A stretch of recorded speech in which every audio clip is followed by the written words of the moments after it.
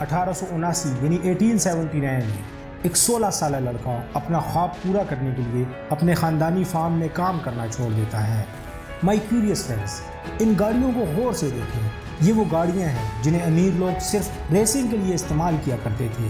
یہ وہ وقت تھا جب آمد و رفت کا ذریعہ صرف ریل گاڑیاں اور گھوڑا گاڑیاں تھیں۔ یہ چھوٹا سا لڑکا جسے آپ دیکھ رہے ہیں، اس نے بعد میں ایک کار کمپنی کھولی جس نے آٹو موبائل انڈسٹری کا رخ ہی بدل دیا، اور یہ لڑکا امریکہ کی تاریخ کا امیر ترین آدمی بن گیا۔ یہ وہ کہانی ہے دوستو جس میں میں ڈو یو نو کے تمام دیکھنے اور سننے والوں کو بتاؤں گا کہ ہنری کا باپ اسے کیا بنتے ہوئے دیکھنا چاہتا تھا۔ اسٹریٹ کار مینوفیکچرنگ کمپنی والوں نے اسے 6 دن میں ہی نوکری سے کیوں نکال دیا تھا؟ شادی پر ملنے والا اتنا بڑا تحفہ اس کے لیے بیکار کیوں تھا؟ مشینوں سے جنون کی حد تک محبت کرنے والا مشینوں کو چھوڑ کر الیکٹرک کمپنی میں کیوں گیا؟ جو لڑکا کئی کوششوں کے باوجود 8ویں کلاس یعنی 8th اسٹینڈرڈ میں پاس نہیں ہو رہا تھا، وہ ایک کار کمپنی کا مالک کیسے بنا؟ اور پھر وہ امریکہ کی تاریخ کا امیر ترین آدمی کیسے بنا؟ اس نے اپنی پہلی گاڑی کتنے میں فروخت کی؟ اور اس میں ٹیسٹ ڈرائیو لینے والا یہ شخص جو اس کا پہلا انویسٹر بھی تھا، اس کے اصل ارادے کیا تھے؟ دوستو، ڈو یو نو کی ویڈیوز میں ایک مرتبہ پھر سے خوش آمدید۔ ہنری فورڈ 30 جولائی 1863 کو اپنے والد کے فارم میں پیدا ہوا تھا۔ اس جگہ کو آج کل ڈیئربورن میشیگن کہتے ہیں۔ اس کے والد کا نام ولیم فورڈ تھا۔ ان کا اپنا ایک فارم تھا جس میں وہ سبزیاں وغیرہ اگاتے تھے۔ انہوں نے کچھ جانور بھی رکھے ہوئے تھے۔ ان کے خاندان کے سارے لوگ اکٹھے رہتے تھے اور اسی فارم میں وہ کام کرتے تھے۔ ہنری اپنے بھائیوں میں سب سے بڑا تھا، اس لیے سب اس سے امید لگائے بیٹھے تھے کہ یہ اپنے خاندانی کاروبار کو سنبھالے گا، لیکن یہ اپنے باپ کی طرح نہیں تھا۔ اسے فارمنگ کا بالکل بھی شوق نہیں تھا، اور دوستو اس وقت کاشتکاری آج کی نسبت بہت مشکل تھی، اور یہ انتہائی محنت اور مشقت والا کام تھا۔ لیکن ایسا بھی نہیں ہے کہ ہنری نے کبھی اس کام کو کیا ہی نہیں ہے۔ اس نے اپنے والد کے ساتھ فارم میں کام کرنے کی بہت کوشش کی، لیکن اسے اس کام سے نفرت تھی۔ شاید قدرت بھی اس سے کچھ اور ہی چاہتی تھی۔ دوستو، بہت بعد میں ایک انٹرویو کے دوران ہنری نے خود بتایا کہ وہ کھیت میں صرف اس لیے کام کرتا تھا کیونکہ اس کی ماں بھی وہاں کام کرتی تھی، اور یہ وہاں صرف اپنی ماں کا ہاتھ بٹاتا تھا۔ جہاں اس کی عمر کے دوسرے بچے اسکول جاتے تھے، وہیں اسے اسکول کے نام سے بھی نفرت تھی۔ پڑھائی لکھائی میں اس کا دماغ بالکل بھی کام نہیں کرتا تھا، اور یہ کبھی 8ویں جماعت یعنی 8th اسٹینڈرڈ سے آگے ہی نہیں بڑھ سکا۔ یہ اپنے گھر میں کسی کی بات نہیں سنتا تھا، اور اس کی سادہ سی وجہ یہ تھی کہ اس کے گھر والے اسے جو کام کرنے پر مجبور کر رہے تھے، اسے ان کاموں کا شوق ہی نہیں تھا۔ لیکن پھر بھی اس نے انہی چیزوں کو سیکھنے کی کوشش کی جس میں اسے دلچسپی تھی۔ دوستو، اسے مکینکس میں بہت دلچسپی تھی، اور اس کام کا اسے اتنا شوق تھا کہ یہ مشینری کے ہر ٹکڑے کو کھول کر الٹ پلٹ کر دیکھتا تھا اور اسے سمجھنے کی کوشش کرتا تھا کہ یہ کیسے کام کرتا ہے۔ جب یہ 12 سال کا ہوا تو اس کے باپ نے اسے ایک گھڑی تحفے میں دی۔ اس نے گھڑی کو صرف ایک ہی دن پہنا، اور اس کے اگلے دن اس نے اسے ٹکڑے ٹکڑے کر دیا، اور پھر جب یہ اسے جوڑنے کی کوشش کر رہا تھا تو 2 سے 3 مرتبہ یہ غلط ہوا، لیکن اس کے بعد پھر اس نے اسے بالکل درست طریقے سے جوڑ دیا۔ اس کے بعد اس نے اپنے دوستوں اور رشتہ داروں کی گھڑیوں کے ساتھ بھی بالکل ایسا ہی کیا۔ بہت جلدی سب کو معلوم ہو گیا کہ ہنری گھڑیاں مرمت کر سکتا ہے۔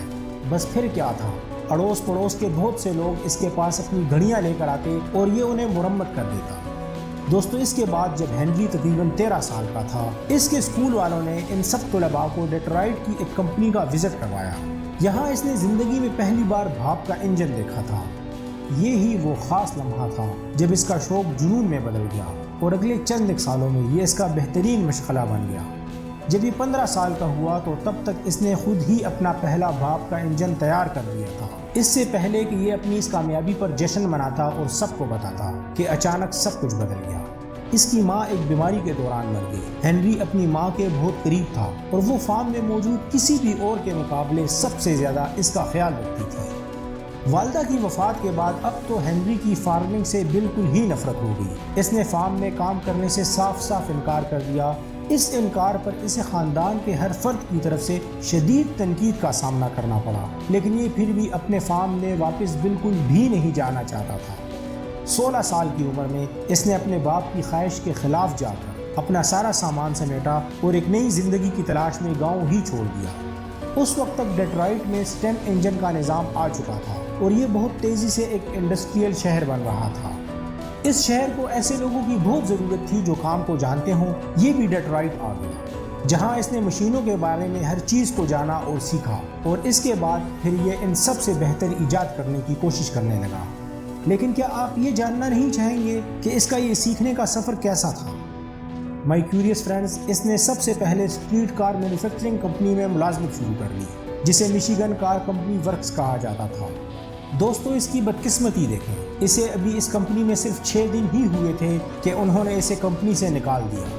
کچھ دن تک بے روزگار رہنے کے بعد اسے James flower and brothers machine shop میں ایک اپرینٹس کی نوکری مل گئی۔ یہ کمپنی اسے مہینے کا صرف $10 ہی ادا کر رہی تھی، لیکن ان پیسوں سے تو یہ اپنا کرایہ تک پورا ادا نہیں کر پاتا تھا۔ اس لیے ہنری نے اپنے بچپن کے جنون کا بھرپور استعمال کرنا شروع کر دیا۔ دوستو، اس مشکل وقت میں اس نے گھڑیوں کی مرمت شروع کر دی۔ اس نے رات کے وقت ایک جویلر کے پاس نوکری تلاش کی۔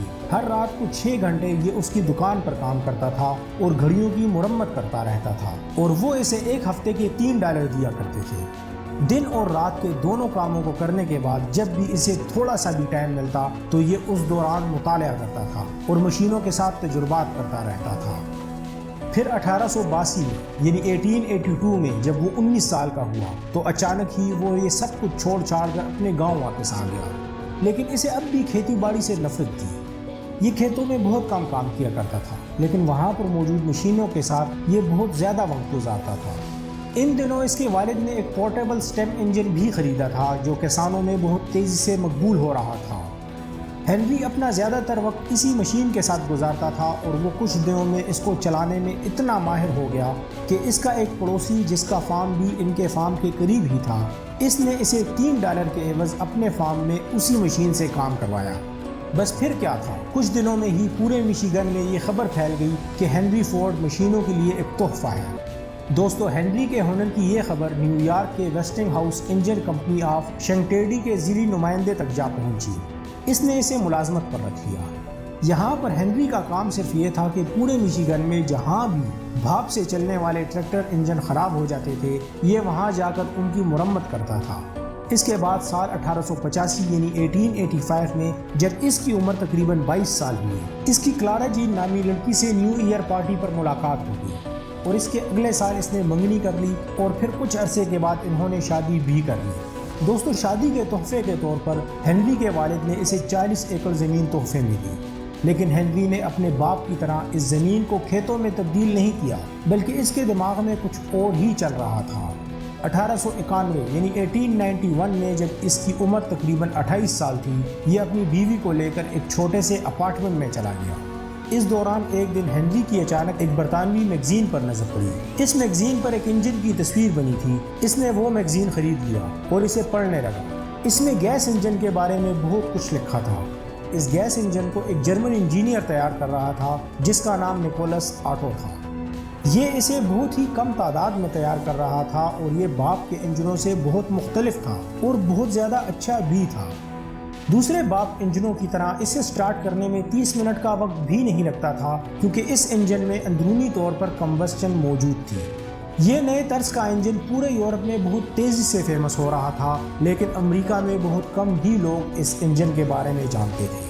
دوستو، اس موقع پر اس کی خوش قسمتی دیکھیں، اس کی ملاقات ایک ایسے شخص سے ہو گئی جس کے پاس ایک گیس سے چلنے والا انجن تھا۔ ہنری نے جب اس انجن کو دیکھا تو یہ اسے بہت زیادہ پسند آیا، لیکن یہ بات اس کی سمجھ سے باہر تھی کہ یہ کام کیسے کرتا ہے۔ دوستو، دراصل گیس انجن کو بجلی کی چنگاری سے پاور ملتی ہے۔ اس ایک بات نے سب کچھ بگاڑ کر رکھ دیا۔ ہنری نے اس کے بارے میں مزید معلومات جاننے کی کوشش شروع کر دی۔ کچھ ہی دن میں اس نے ایڈسنس ایپلیمنٹنگ کمپنی میں نائٹ انجینئر کے طور پر کام کرنا شروع کر دیا۔ وہ اسے ماہانہ $40 ادا کر رہے تھے۔ یہ کمپنی ڈیٹرائٹ کی سب سے بڑی الیکٹرک کمپنی تھی اور یہ سٹیم انجن کا استعمال کر کے شہر کے تقریباً 1000 گھروں کو بجلی سپلائی کر رہی تھی۔ یہاں پر بھی اس کا بنیادی طور پر کام انجن ٹھیک کرنا ہی تھا، لیکن جس وقت تک انجن ٹھیک کام کر رہا ہوتا تھا اس وقت تک یہ وہاں بالکل فارغ بیٹھا رہتا تھا۔ اس فارغ وقت کو ہنری نے ضائع نہیں کیا۔ اس فارغ وقت میں اس نے یہی سیکھا کہ یہ بجلی کیا چیز ہے اور یہ کیا کام کرتی ہے۔ 1893 یعنی 1893 میں ہنری کے گھر ایک پیارے سے بچے کی پیدائش ہوئی جس کا نام انہوں نے ایڈسلز برینڈ فورڈ رکھا۔ اس بچے کی پیدائش کے صرف 3 ماہ کے بعد ہی اسے چیف انجینئر کے عہدے پر ترقی دے دی گئی۔ یہی وہ سال تھا جس میں ہنری نے پہلی مرتبہ اپنا گیس انجن خود تیار کیا تھا، جو کہ بغیر گھوڑے کے گاڑی بنانے کے خواب کا اس کا پہلا قدم تھا۔ اور پھر 4 جون 1896 یعنی 1896 کو بالکل 1:34 پر اس نے گیس انجن پر چلنے والی اپنی پہلی ایکسپیریمنٹل کار تیار کی۔ اس نے اسے کوادری سائیکل کا نام دیا۔ یہ کوادری سائیکل دراصل ایک کروڈ کنٹراپشن تھی جو 2 سائیکلوں پر مشتمل ہوتی تھی جنہیں ایک ساتھ رکھا گیا تھا۔ یہ پیٹرول انجن سے چلتا تھا اور اس کا یہ تجربہ کامیاب رہا، لیکن ابھی بھی اس میں بہت سے مسائل تھے۔ اس تجرباتی کار کے 2 گیئر تھے اور اس کے علاوہ ان میں نہ تو کوئی ریورس گیئر تھا اور نہ ہی آگے جانے کے لیے اس میں کوئی گیئر تھا۔ اور اس میں دوسرا سب سے بڑا مسئلہ یہ تھا کہ اس میں کوئی کولنگ سسٹم نہیں تھا اور اس وجہ سے یہ گاڑی بہت جلدی گرم ہو جاتی تھی۔ کار کو کچھ دن چلا کر دیکھنے کے بعد اس نے اس گاڑی میں کچھ ایڈجسٹمنٹ کی، لیکن اب بھی اس نے اس میں کولنگ سسٹم شامل نہیں کیا تھا۔ لیکن پھر اس نے یہ گاڑی $200 میں فروخت کر دی اور اس رقم کو اس نے اس سے بھی بڑے پروجیکٹ میں استعمال کرنا شروع کر دیا۔ اس مرتبہ ڈیٹرائٹ کے میئر نے بھی اسے اپنی ڈریم کار بنانے کے لیے کچھ رقم دی اور اس نے اپنی دوسری تجرباتی کار بنانا شروع کر دی۔ اس نے اپنے اس پروجیکٹ کو 1899 یعنی 1899 تک مکمل کر لیا تھا۔ یہ نئی کار پچھلی کار سے بڑی بھی تھی، مضبوط بھی تھی اور بھاری بھی تھی۔ ایک صبح ایسا ہوا کہ ہنری اپنی نئی گاڑی میں ٹیسٹ ڈرائیو کے لیے ولیم مرفی کے نام کے ایک شخص کو لے گیا۔ یہ ایک انتہائی مالدار شخص تھا اور لکڑی کا کاروبار کیا کرتا تھا۔ دوستو، ولیم اس گاڑی سے اتنا متاثر ہوا کہ اس نے ٹیسٹ ڈرائیو ختم ہونے سے پہلے ہی اس کاروباری منصوبے کا حصہ بننے کا فیصلہ کر لیا تھا۔ اس کے بعد انہوں نے ہاتھ ملایا اور اگست 1899 یعنی 1899 کو ڈیٹرائٹ آٹو موبائل کمپنی کا جنم ہو جاتا ہے۔ دوستو، بدقسمتی سے یہ کمپنی 1 سال میں ہی ناکام ہو گئی۔ ناکامی کی بہت سی وجوہات تھی۔ مثلاً ہنری نے اس کار کو بہتر بنانے کے لیے جو کچھ بھی کیا تھا وہ سب اسٹیک ہولڈرز کے خیالات کے مطابق ٹھیک نہیں تھا۔ دوسری وجہ یہ تھی کہ وہ لوگ اسے مسافر کاریں تیار کرنے پر مجبور کر رہے تھے جبکہ یہ ریسنگ کاریں بنانا چاہتا تھا۔ تیسری وجہ یہ تھی کہ گاڑی کے بہت سے پارٹس ایسے تھے جنہیں دوسری کمپنیاں بنا رہی تھیں۔ اس کا انہیں یہ نقصان ہوا کہ جب بھی کوئی ڈیلیوری لیٹ ہو جاتی تو پوری کمپنی والے بیٹھ کر اس ڈیلیوری کے آنے کا انتظار کرتے تھے۔ چوتھی وجہ یہ تھی کہ اس کی پیداوار بھی کافی سست تھی۔ اس کی پہلی کار، جسے اس نے بعد میں ڈیلیوری ویگن کا نام بھی دیا تھا، اسے بنانے میں 6 مہینے لگے تھے اور ان میں سے صرف 20 ہی کمپنی کے وجود کے پہلے 2 سال میں بنائی گئی تھی۔ ان سب باتوں کی وجہ سے ہنری کو اس کے عہدے سے برطرف کر دیا گیا تھا۔ اس کی پہلی کمپنی ناکام ہو گئی تھی، لیکن دوستوں وہ پھر بھی پر امید تھا۔ مائی کیوریس فرینڈز، اس کے بعد اس نے ایسا کیا کیا کہ پوری زمین پر چلنے والی گاڑیوں میں سے آدھی اس کا نام لے رہی تھی؟ یہ سب بتاؤں گا میں آپ سب کو اس ویڈیو کے پارٹ 2 میں۔ پہلی کمپنی کے ناکام ہو جانے کے بعد ہنری نے فورڈ کمپنی کیسے کھڑی کی؟ ہنری نے دوسری مرتبہ بھی ناکامی کے بعد ایسے کون سے تاریخی جملے کہے جو اس دنیا میں موجود ہر شخص کو اپنی زندگی میں اپنانے چاہیے؟ ہنری نے ایسا کیا کیا جس نے آٹو موبائل انڈسٹری کو راتوں رات آسمان کی اونچائیوں پر پہنچا دیا؟ دوستو، ویڈیو کے پارٹ 1 میں ہم نے ایک خواب کے تعبیر کی بات کی تھی۔ وہ کون سی گاڑی تھی اور کون سا ماڈل تھا جو اس کے خواب کی تعبیر تھی؟ ہنری جانتا تھا کہ وہ ایسی کاریں بنائے گا جسے عام آدمی بھی خرید سکے گا، لیکن یہ اس نے کیسے ممکن بنایا؟ دوستو، جس وقت امریکہ کی تمام کار مینوفیکچرنگ کمپنیاں یہ سوچ رہی تھی کہ فورڈ کمپنی اب دیوالیہ ہو جائے گی، اس وقت ہنری فورڈ نے ایسا کیا کیا کہ یہ کمپنی سب سے آگے نکل گئی؟ دوستو، ڈو یو نو کی ویڈیوز میں ایک مرتبہ پھر سے خوش آمدید۔ ہنری کی پہلی کمپنی ناکام ہو گئی تھی، لیکن وہ پھر بھی پر امید تھا۔ اس نے دوبارہ کام شروع کرنے سے پہلے ماضی میں کی ہوئی ان تمام غلطیوں کے بارے میں سوچنا شروع کر دیا جو اس کی ناکامی کی وجہ بنی تھی۔ دوستو، چند دنوں میں ہی اس نے اپنی ڈائری میں وہ تمام باتیں لکھ لی۔ دوستو، ہنری کا نظریہ یہ تھا کہ اگر تم کسی بھی کام میں ناکام ہو جاتے ہو تو اسے کبھی بھی مت چھوڑو، بلکہ اسے اب نئے اور پہلے سے بہتر طریقے سے کرنے کی کوشش کرو۔ پہلی کمپنی کے ناکام ہو جانے کے بعد اور وہاں سے نکالے جانے کے بعد ہنری پر اب دباؤ بہت کم تھا۔ ہنری نے اپنی تمام تر توجہ ریسنگ کار کی طرف موڑنے کا فیصلہ کیا۔ اس کی سادہ سی وجہ یہ تھی کہ کاروں کی ریسنگ یونائٹڈ اسٹیٹس میں ایک بہت مشہور کھیل بن گیا تھا اور ہنری کو اپنی گاڑیوں کی نمائش کے لیے کوئی بھی ایسا پلیٹ فارم چاہیے تھا جو اسے راتوں رات ترقی کے منازل طے کرا دے۔ دوستو، ہنری کی شہر میں بہت سے مشہور اور معروف لوگوں سے واقفیت تھی، لیکن اس کی پہلی کمپنی کی ناکامی کے بعد اب کوئی بھی اس کے اس منصوبے پر انویسٹ کرنے کے لیے تیار نہیں تھا، لیکن پھر بھی اس نے ہمت نہیں ہاری۔ اس نے ایک نئی کار بنائی، یہ ریسنگ کار تھی۔ اس دور میں Cleveland auto maker Alexander Winton company کی گاڑیاں سب سے زیادہ تیز رفتار گاڑیاں تھیں۔ ہنری کے اس نئے ماڈل نے ان سب کو ریس میں ہرا دیا اور اس کے علاوہ اس نے گراس پوائنٹ کی گاڑی کو بھی شکست دے دی۔ گراس پوائنٹ اس وقت نیشنل چیمپئن تھا۔ اس جیت کے ساتھ ہنری کی 26 ایچ پی کی یہ گاڑی شہر میں مشہور ہو گئی اور ہر طرف اسی کی باتیں ہونے لگی، اور اس قسم کی مقبولیت کے بعد سرمایہ کار اس پر اعتماد کرنے پر مجبور ہو گئے اور انہیں اب دوسری مرتبہ ہنری کی پشت پناہی کی ضرورت پڑی۔ اس پشت پناہی کے نتیجے میں فورڈ کمپنی بن گئی، جس میں اب ہنری فورڈ خود ایک چیف انجینئر تھا، لیکن کچھ ٹائم گزرنے کے بعد ایک مرتبہ پھر اس کی پوزیشن پتلے دھاگے پر لٹک گئی۔ یہ اب اس کی زندگی کے لائف چینجنگ مومنٹس تھے۔ ہنری کے لیے اس کمپنی میں مسائل اس لیے کھڑے ہو گئے کیونکہ اس کی تمام تر توجہ اس وقت صرف ریسنگ کاروں پر تھی اور اس نے ریسنگ کاریں بنانے کا کام ہی جاری رکھا، جبکہ اس سے سرمایہ دار مشتعل ہو گئے۔ دراصل سرمایہ کار چاہتے تھے کہ ہنری مسافر کاریں بنانے پر توجہ دے جسے ہم عوام کو بیچ سکیں اور زیادہ منافع کما سکیں۔ ہنری اس بات پر راضی نہیں تھا، اس لیے وہ اس کام کو کروانے کے لیے ایک اور شخص کو لے آئے جس کا نام ہنری مارٹن لیلینڈ تھا۔ فورڈ کو یہ بات سخت ناگوار گزری کہ کیسے کوئی بھی اور شخص اس کی جگہ لے سکتا ہے۔ اس نے وہ کمپنی ہی چھوڑ دی اور اس نے استعفیٰ دے دیا، اور اب اس نے عزم کر لیا کہ وہ زندگی میں کسی کے بھی ماتحت بن کر کام نہیں کرے گا۔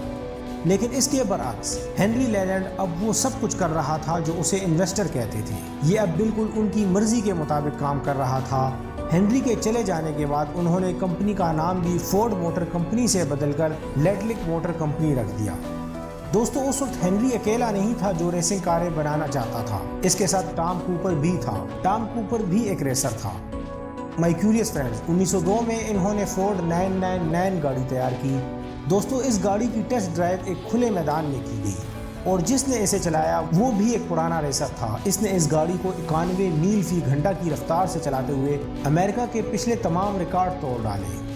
اس کامیابی کے بعد اب ہنری امریکہ میں ریسنگ کار کا سب سے بہترین کار ڈیزائنر بن گیا۔ اس نے اب نام کما لیا تھا۔ اس قسم کی ساکھ کے ساتھ وہ یہ جانتا تھا کہ اب جب بھی وہ تیسری مرتبہ اپنی کمپنی شروع کرنے کی کوشش کرے گا تو سرمایہ داروں کی طرف سے اسے بہت زیادہ حمایت حاصل ہوگی۔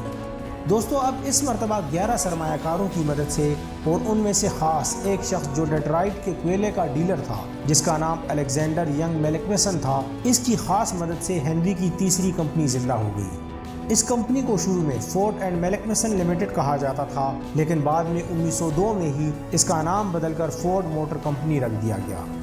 اپنی پہلی 2 کوششوں میں ناکام ہو جانے کے بعد اس نے دوبارہ کبھی بھی ناکام نہ ہونے کا عزم کر لیا تھا۔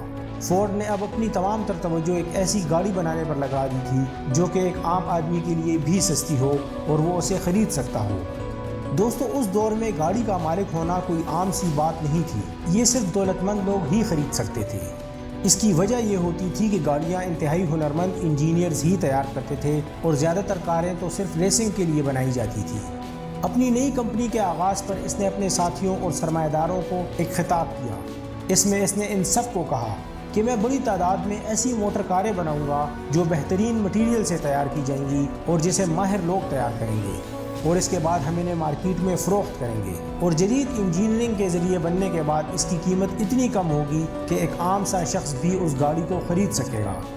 دوستو، فورڈ اس بات کو اچھی طرح سے جانتا تھا کہ کاروبار کیسے چلانا ہے اور اسے ترقی پر کیسے لے کر جانا ہے۔ اس نے صرف ان لوگوں کو ہی اپنی کمپنی میں شامل کیا جو اس پر یقین رکھتے تھے اور اس کے ویژن میں اس کے ساتھ شریک تھے۔ جہاں تک کار کے ڈیزائن کی بات ہے، اس نے 20 ڈیزائن بنائے اور پھر ان 20 میں سے اس نے ایک کو چنا۔ اس نے اس ماڈل کو A کا نام دیا۔ اسے اب ایک ہی کام کرنا تھا کہ اس ماڈل پر کام کر کے اسے مزید بہتر بنانا تھا۔ اگلے 5 سال تک وہ یہی کرتا رہا۔ اسے امپروو کرنے کے بعد اس نے اس ماڈل کو N کا نام دیا۔ لیکن ان 5 سالوں میں اس گاڑی کے ڈیزائن میں اتنا زیادہ فرق نہیں آیا تھا جتنا فرق اور تبدیلی اس کی کمپنی میں آئی تھی۔ اس نے اپنے تمام پچھلے ناکام کاروباروں سے صرف یہی ایک چیز سیکھی تھی کہ کار بنانے کے لیے جن چیزوں کی ضرورت ہے وہ خود ہی مینوفیکچر کرنی چاہیے، انہیں دوسری کمپنیوں سے نہیں خریدنا چاہیے۔ اس کمپنی اور پچھلی کمپنیوں میں فرق ہی یہ تھا کہ اب اس نے اپنی کاروں کی ضرورت کی تمام چیزیں خود ہی تیار کرنا شروع کر دی تھی۔ اسے ڈیٹرائٹ میں ایک مشین شاپ مل گئی تھی۔ دوستو، کام چل رہا تھا لیکن اس طرح سے نہیں چل رہا تھا جس طرح سے یہ چلانا چاہتا تھا۔ یہ ہر وقت اسی سوچ میں گم رہتا، لیکن ایک دن یہ شکاگو کی طرف جا رہا تھا اور اس وقت یہ سوچ رہا تھا کہ ایسا کیا کیا جائے کہ کم وقت میں زیادہ گاڑیاں تیار ہوں۔ اسی لمحے اچانک اس کے ذہن میں ایک خیال آیا۔ مائی کیوریس فرینڈز، اس نے ذبح خانے میں اسمبلی لائن کا تصور کیا۔ اگر آپ نے غور کیا ہو تو ذبح خانے میں جانور کٹ کر سٹیپ بائی سٹیپ آگے جاتا ہے اور ہر سٹیپ پر ایک نیا شخص صرف ایک ہی مخصوص کام کرتا ہے اور اس طرح جانور بہت جلدی پیس ہو جاتا ہے۔ دوستو، اس نے محسوس کیا کہ اگر یہ آئیڈیا کام کر گیا تو اس طرح وہ دن میں کئی کاریں بنانا شروع کر دے گا۔ اس ویڈیو کے پارٹ 1 میں اور ابھی تک آپ نے یہ ضرور محسوس کیا ہوگا کہ اس وقت تک فورڈ اور باقی تمام دوسری کمپنیاں ایک وقت میں صرف ایک ہی گاڑی بناتی تھی۔ اس دور میں پروڈکشن بہت سلو تھی، لیکن آخرکار 1904 میں ہنری نے مزید رقم اکٹھی کی اور ایک نئی فیکٹری بنائی۔ اس نے 300 ملازموں کو ملازمت پر رکھا اور اپنی اس نئی فیکٹری کے اندر اس نے این ماڈل کو اسمبلی لائن کے ساتھ رکھ کر اس کی تیاری شروع کر دی۔ 1906 تک تو اس نے اس فیکٹری میں این ماڈل کی ایک کار بھی نہیں بنائی تھی، کیونکہ اس وقت اسمبلی لائن پر کام جاری تھا۔ لیکن جب اس نے کام شروع کیا تو اس کی پیداوار یعنی پروڈکشن میں 5 گنا اضافہ ہو گیا تھا۔ اس کا نیا ماڈل جب سامنے آیا تو وہ امریکہ میں سب سے زیادہ فروخت ہونے والی کار بن گئی۔ لیکن دوستو، ہنری کی نظر اب بھی اس سے بھی بڑی چیزوں پر تھی۔ ہنری نے 1905 میں اپنی ایک مینوفیکچرنگ کمپنی بنائی اور اس میں اس نے اپنی کاروں کے لیے انجن، ٹرانسمیشنز اور اپنی کاروں کی تیاری کے لیے تمام چیزیں خود ہی تیار کرنا شروع کر دی۔ اس دور کے آس پاس ہنری نے وینڈم اسٹیل بھی تیار کر دیا تھا۔ یہ وہ چیز تھی جس نے آٹو موبائل انڈسٹری کے لیے ایک نئے دور کی راہ ہموار کر دی۔ وینڈم اسٹیل وزن میں بھی ہلکا تھا اور زیادہ مضبوط بھی تھا۔ ہنری نے اس اسٹیل کو اپنے ایک نئے ماڈل میں استعمال کیا جس کا نام ماڈل ٹی تھا۔ یہ بھی پھر انسانی تاریخ کی سب سے کامیاب ترین کاریں بن گئی۔ ہنری فورڈ نے خواب دیکھا تھا کہ وہ ایسی کاریں بنائے گا جسے ایک عام آدمی بھی خرید سکے گا اور وہ روزمرہ کے استعمال کی بھی ہوں گی۔ ماڈل ٹی بالکل اسی خواب کی تعبیر تھی۔ جب یہ پہلی مرتبہ مارکیٹ میں سامنے آئی تو یہ ان سب کاروں سے زیادہ مہنگی تھی جو آج تک ہنری نے بنائی تھی۔ ماڈل ٹی کو جب پہلی مرتبہ مارکیٹ میں اتارا گیا تو اس کی قیمت اس وقت $850 تھی۔ یہ ماڈل بھی امریکہ میں بہت جلدی فیمس ہو گیا اور اس کے مارکیٹ میں آنے کے چند دنوں بعد ہی ہنری کو 1500 مزید اس ماڈل کی گاڑیاں بنانے کا آرڈر دے دیا گیا۔ اس ماڈل کے آتے ہی فورڈ کمپنی امریکہ کی نمبر 1 کمپنی بن گئی۔ ٹی ماڈل کے بعد اب بہت زیادہ آرڈر آ رہے تھے اور ایک دن میں 100 سے بھی زیادہ گاڑیاں تیار کرنے کے لیے ایک بڑی فیکٹری کی ضرورت تھی۔ اس نے 1910 میں ہائی لینڈ پارک میشیگن میں ایک نیا پلانٹ لگایا۔ کئی تجربات کے بعد اب اسمبلی لائن تقریباً سال 1913 یعنی 1913 تک بالکل ورکنگ آرڈر میں آ گئی تھی۔ اس نے گاڑی کے اندر کام کرنے والے اور گاڑی کے ارد گرد کام کرنے والے تمام کاریگروں کے لیے انتہائی آسانیاں پیدا کر دی تھی اور اس فیکٹری میں گاڑی کو سٹیپ بائی سٹیپ بناتے ہوئے مکمل کیا جاتا تھا۔ اس نئے عمل نے پروڈکشن کے پروسیس کو بہت زیادہ بڑھا دیا تھا اور اب پہلے کی نسبت بہت کم وقت میں زیادہ کام ہو جایا کرتا تھا۔ مثلاً 12 گھنٹے کا کام یہ لوگ 90 منٹ میں کر لیا کرتے تھے۔ 1914 تک اس کمپنی نے تقریباً 3 لاکھ سے زیادہ گاڑیاں بنائی اور 1910 سے لے کر 1916 تک تیار کیے جانے والے ماڈلز کی تعداد 20,000 سے لے کر 1 لاکھ تک پہنچ گئی تھی۔ یہ وہ وقت تھا دوستو جب زمین پر موجود تمام کاروں میں سے آدھی کاریں فورڈز تھیں۔ دوستو، اب بھی ہنری کے پاس ایک اور شاندار قسم کا پلان تھا جو اسے آٹو موبائل کی دنیا میں بہت اوپر لے گیا۔ ہر سال ماڈل ٹی کی پروڈکشن میں اضافہ ہوتا گیا۔ اس نے گاڑی کی قیمت بھی کم کر دی تھی۔ 1916 تک ٹی ماڈل کی وہ گاڑیاں جو $850 میں فروخت ہوتی تھی، اس نے وہ اب $400 سے بھی کم قیمت میں فروخت کرنا شروع کر دی۔ لیکن ہنری نے اب بھی اپنی سب سے شاندار حکمت عملی نہیں اپنائی تھی۔ دوستو، ہنری وہ پہلا شخص تھا جس نے آٹو موبائل کو اسمبلی لائن کے ساتھ پیش کیا تھا۔ اس کے بہت سے کاریگر اسمبلی لائن سے بالکل بھی خوش نہیں تھے۔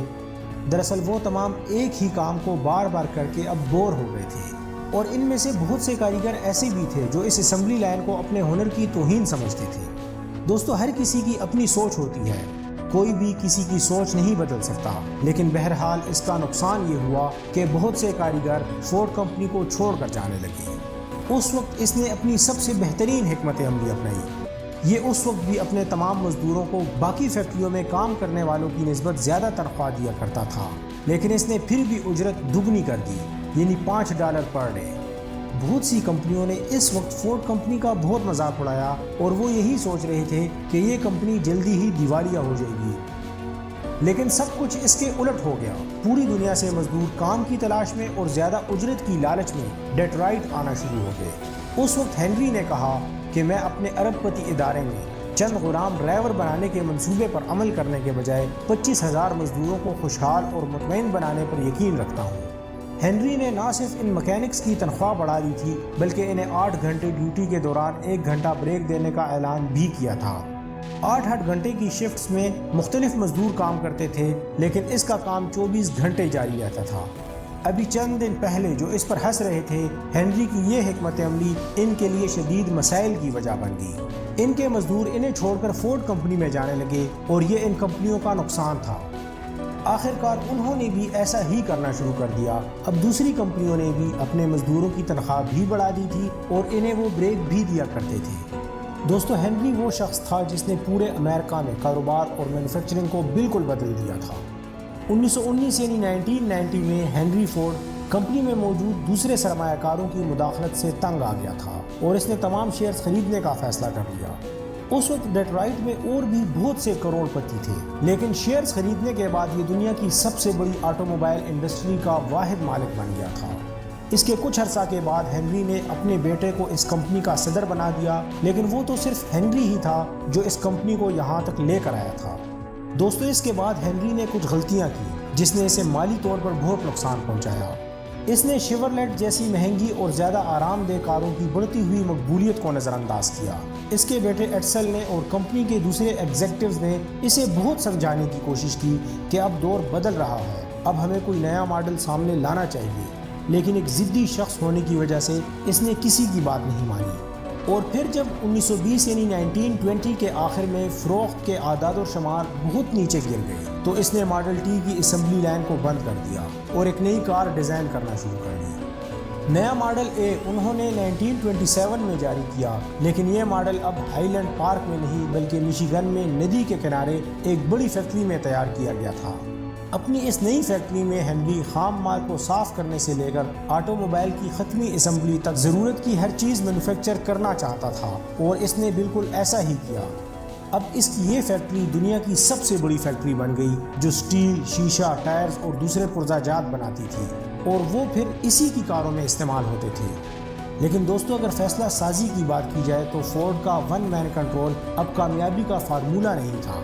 1936 یعنی 1936 تک فورڈ کمپنی ریاست ہائے متحدہ یعنی یونائٹڈ اسٹیٹس کی مارکیٹ میں تیسرے نمبر پر آ گئی تھی، یہاں تک کہ اس کا نیا ماڈل V8 انجن بھی اس کو واپس نمبر 1 پر نہیں لا سکا۔